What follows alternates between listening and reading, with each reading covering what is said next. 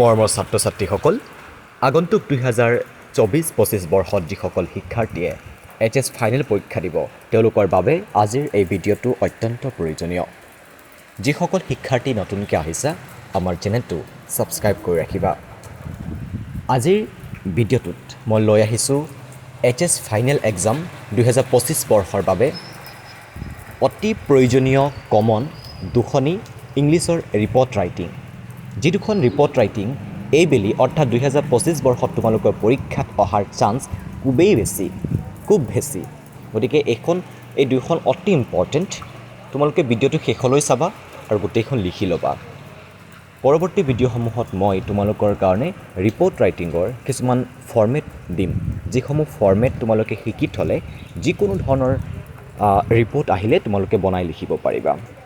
কাৰণ কোনখন আহে নাহে তোমালোকে চিয়'ৰলি ক'ব নোৱাৰা, কিন্তু এই দুখন অহাৰ খুবেই এইবাৰ বেছি চান্স আছে।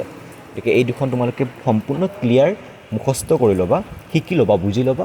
আৰু নেক্সট ভিডিঅ'ত মই ৰিপৰ্ট ৰাইটিঙৰ ফৰ্মেটসমূহ দিম, যিসমূহ ফৰ্মেট তোমালোকে শিকি ল'লে যিকোনো ধৰণৰ ৰিপৰ্ট ৰাইটিং আহিলে তোমালোকে বনায়ো লিখিব পাৰিবা।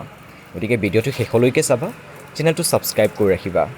মই ফৰ্মেটসমূহ দিম, সেইসমূহ তোমালোকে শিকি ল'বা। তোমালোকৰ HS ফাইনেল পৰীক্ষাত ধুনীয়াকৈ ৰিপৰ্টৰ 10 মাৰ্ক পাই যাবা। আৰু অসমীয়াৰ 100% কমন ইতিমধ্যে 7খন এছে মই আপলোড কৰিছোঁ, ডেছক্ৰিপশ্যন লিংক আছে, চাই ল'বা।